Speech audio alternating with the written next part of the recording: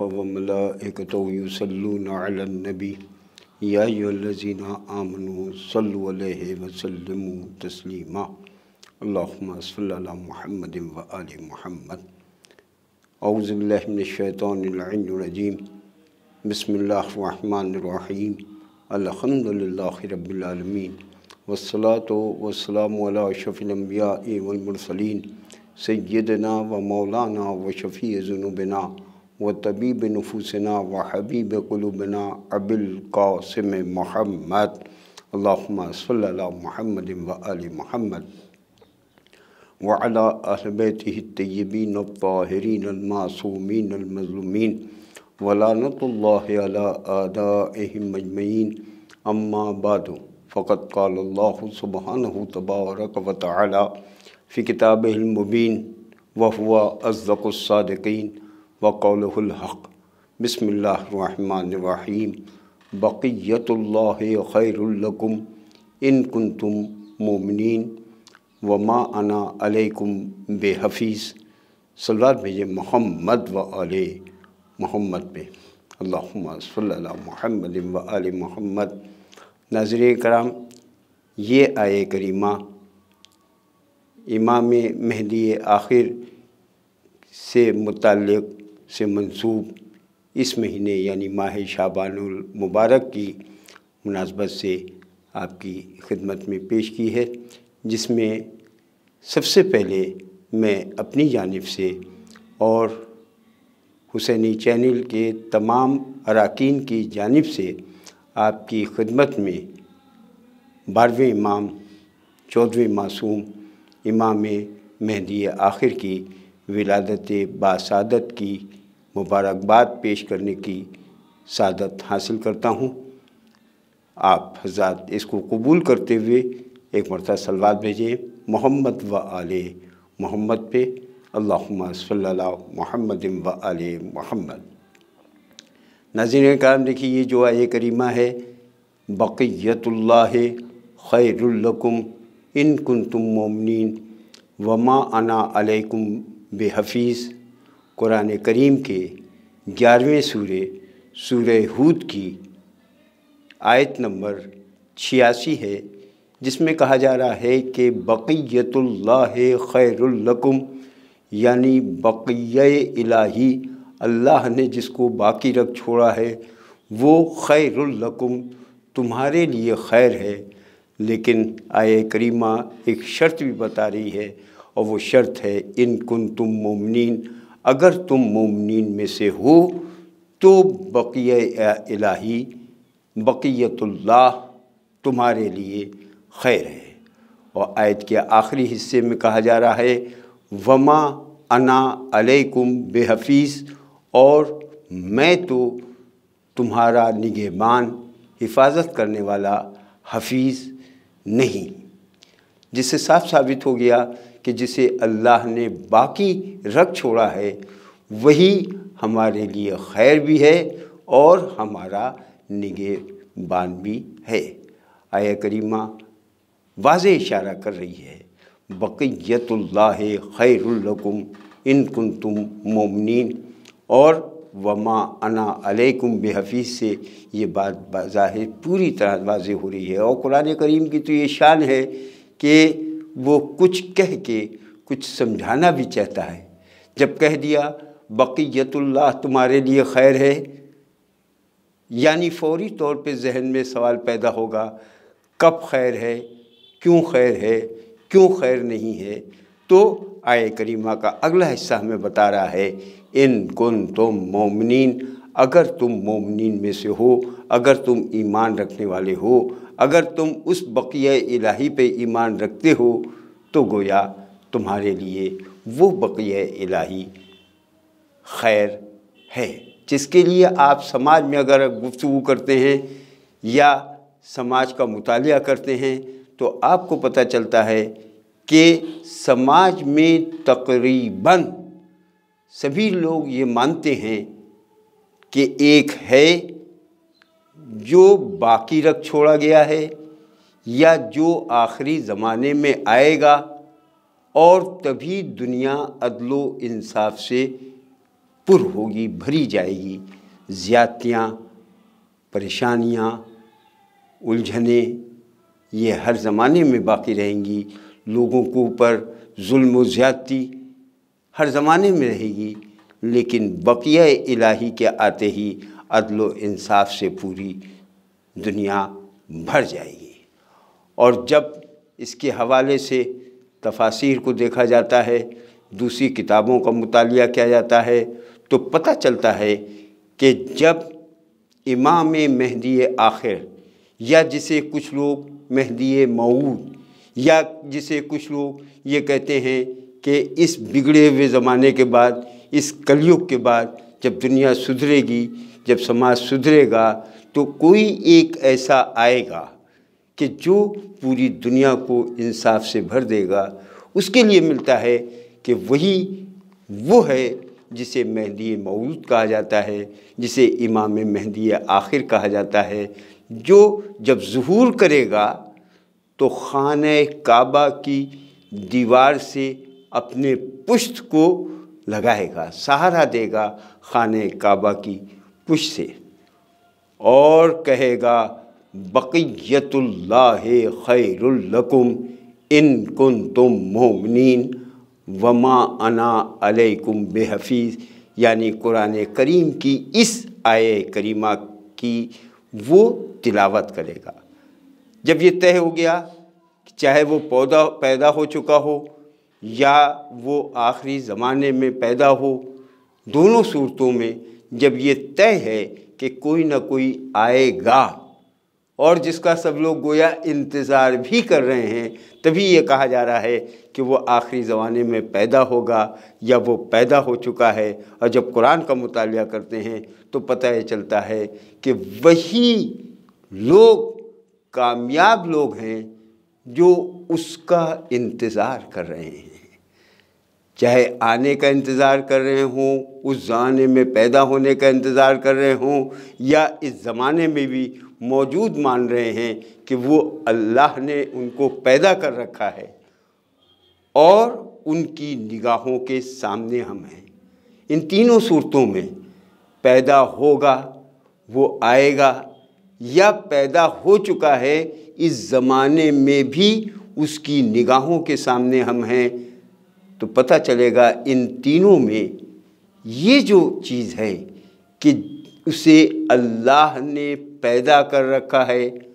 ہم اس کی نگاہوں کے سامنے ہیں، اور وہی وہ ہوگا جو عدل و انصاف سے دنیا کو بھرے گا۔ تو یہ ماننا زیادہ اچھا اس لیے عقلی طور پہ لگ رہا ہے کہ جب میری نگاہ میں، میرے ذہن میں یہ رہے گا کہ وہ پیدا ہو چکا ہے، ہم اس کی نگاہوں کے سامنے ہیں، تو ہم اپنے آپ اپنے کردار کو بنانے اور سنوارنے کی کوشش کریں گے، اور 2 قدم اور اگر آگے بڑھیں گے تو ہمیں یہ بھی اطلاع ملے گی کہ ہر شب جمعہ ہمارے اعمال اسی امام مہدی آخر کے سامنے پیش کیے جاتے ہیں۔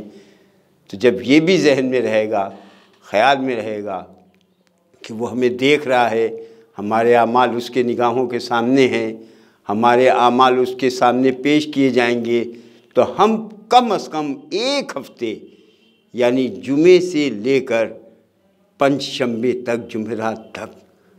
جمعہ آنے سے پہلے تک، شب جمعہ تک کوشش یہ کریں گے کہ ہم سے کوئی بھی غلط کام سرزد نہ ہو، اس لیے کہ اگر خدا نہ کرے سرزد ہو گیا اور ہمارا وہ غلط عمل امام مہدی آخر کے سامنے پیش ہو گیا تو گویا ہمیں شرمندگی ہوگی۔ اسی لیے معصومین نے ارشاد فرمایا ہے تکونو لنا زینن ولا تکونو لنا شیئا، تم میرے لیے زینت کا سبب بنو، میرے لیے شرمندگی کا سبب نہ بنو۔ جب ان چیزوں کا ہمیں خیال رہے گا تو ہماری زندگی کامیاب زندگی گزرے گی۔ لیکن اب کبھی کبھی لوگ یہ بھی کہنے لگے ہیں کہ جب سماج پوری طرح سے برائیوں سے بھر جائے گا تبھی امام کا ظہور ہوگا۔ کبھی کبھی لوگوں کے ذہن میں شیطان کے حوالے سے یہ بات ذہن میں آنے لگتی ہے، تو کیوں نہ ہم امام کو جلدی بلانے کے لیے زیادہ سے زیادہ غلط کام کریں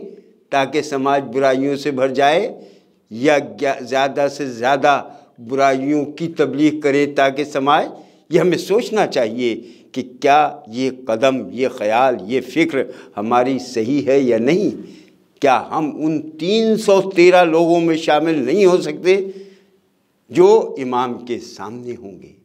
خانہ کعبہ کی پشت سے امام دیوار سے آپ کی پشت لگی ہوگی، آپ کی زبان کے اوپر آیہ کریمہ ہوگی، اور وہ 313 مخصوص لوگ امام کے سامنے ہوں گے۔ کیا ہم ان 313 لوگوں میں شامل ہونے کی کوشش نہیں کر سکتے؟ سوچنا پڑے گا۔ جب ہمارے اعمال شب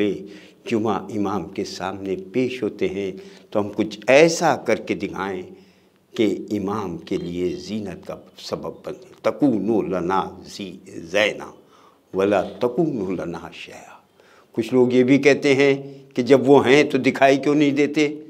یہ مصلحت الہی ہے۔ کچھ لوگ یہ کہتے ہیں کہ اتنی عمر، اتنی لمبی عمر کیسے ممکن ہے؟ کبھی وہ یہ غور نہیں کرتے کہ شیطان تو ان سے بھی زیادہ عمر لمبی رکھتا ہے، اور اس کے لیے کہہ دیا گیا ہے کہ قیامت تک زندہ رہے گا۔ آپ تو قیامت سے پہلے ہی گویا ان کے آتے ہی قیامت ظاہر ہوگی، اس میں گفتگو کرتے ہیں۔ کچھ لوگ یہ کہتے ہیں کہ اگر ہمارے سامنے ہوتے تو ہم ان سے استفادہ کر رہے ہوتے۔ تاریخ میں ایسے متعدد لوگ ملیں گے کہ جنہوں نے امام سے استفادہ کیا ہے، اور آخر میں یہ بھی کہہ سکتے ہیں کہ اگر ہمارے ذہن میں یہ رہے گا کہ کوئی میرا نگہبان ہے، اور آیت نے صاف کہہ دیا ہے، گویا اللہ کے حوالے سے یہ بات آ گئی ہے، وما انا علیکم بے حفیظ، یعنی خدا میری حفاظت نہیں کر رہا ہے، ہم کسی دوسرے کی حفاظت میں ہیں۔ تب امام کا جملہ بھی یہ ذہن میں آ جاتا ہے کہ اگر ہم تمہاری نگرانی نہ کر رہے ہوتے تو تم چکی کے پاٹ میں پیس دیے جاتے۔ اس روشنی میں ماننا پڑے گا کہ اگر کوئی میری حفاظت کر رہا ہے تو وہی کہ جس کو اللہ نے باقی چھوڑ رکھا ہے، یعنی امام مہدی آخر علیہ السلام، جو میری حفاظت بھی کر رہے ہیں، جو میرے نگہبان بھی ہیں، جو ہماری دیکھ ریکھ بھی کر رہے ہیں، تو ہم ان کے لیے زینت کا سبب بنیں اور اپنے کردار کو ان لوگوں کی طرح اتنا بلند کر لیں، اتنا بلند کر لیں کہ جن سے آقا کی ملاقات یا کسی طرح سے سوال و جواب میں امداد، یہ سب چیزیں ہوتی رہتی ہیں۔ تاریخی واقعہ ہے کہ جب انار پر لگانے والے سانچے کے سلسلے میں گفتگو ہوئی کہ اس انار میں یہ نقش کیوں چھپ جاتے ہیں، کیوں آ جاتے ہیں، اور ایک بڑے عالم کو بلایا گیا، انہوں نے 3 دن کا وقت لیا، اور اس کے بعد بتایا گیا کہ فلاں جگہ فلاں صندوق میں وہ سانچہ موجود ہے، اس کو لایا جائے تو دیکھا جائے، اور اس کے بعد نقشوں کو دیکھا جائے۔ تو انہوں نے بعد میں جب امام سے توسل کیا کہ آقا آپ نے پہلے ہی وقت مجھے یہ خبر کیوں نہ دے دی تھی؟ کہا تم نے 3 دن کا وقت پہلے ہی لے لیا تھا۔ ایسے لوگ تاریخ میں گزرے ہوئے ہیں جو گویا غیب کی باتیں جانتے ہیں، بتاتے ہیں، امام زمانہ سے توسل کیے رہتے ہیں۔ اگر وہ کچھ لکھ رہے ہوتے ہیں تو اس میں اضافہ ہوتا ہوا بھی نظر آتا ہے۔ یہی ہے بقیت اللہ، جس کے لیے کہا جا رہا ہے بقیت اللہ خیر لکم ان کنتم مومنین وما انا علیکم بحفیظ۔ اگر وہ ہمارے لیے خیر ہے، ہم اس کو اپنے لیے خیر بنانا چاہتے ہیں، ہم اس کو خیر رکھنا چاہتے ہیں، تو ہمیں چاہیے کہ ہم اس پر ایمان لائیں، ہم مومنین کی فہرست میں شامل ہوں، اور مومنین کی فہرست میں اسی وقت شامل ہو سکتے ہیں جب ہم اپنے تمام امیر المومنین کی ولایت کا اقرار کرتے ہوئے اس پر ایمان لائیں۔ ایک بار پھر میں اپنی جانب سے اور حسینی چینل کی جانب سے آپ کو پھر اسی بقیہ الہی یعنی امام مہدی آخر کی ولادت باسعادت کی مبارکباد پیش کرنے کے ساتھ یہ بھی کہنا چاہتا ہوں آخر میں کہ اس ماہ مبارک میں جہاں امام مہدی کی ولادت باسعادت ہے، وہیں جناب قاسم کی ولادت ہے، جناب علی اکبر کی ولادت ہے، جناب زینب کی ولادت ہے، جناب ابوالفضل عباس کی ولادت ہے، اور امام حسین علیہ السلام کی بھی ولادت باسعادت ہے۔ ان تمام کی ولادت کی مبارکباد کے ساتھ یہ بھی کہہ دوں کہ گویا شعبان کے مہینے میں پورے کربلا کے لوگوں کا ایک مجمع ہمیں نظر آتا ہے، جو تاریخی ہے، جو عنوانی ہے،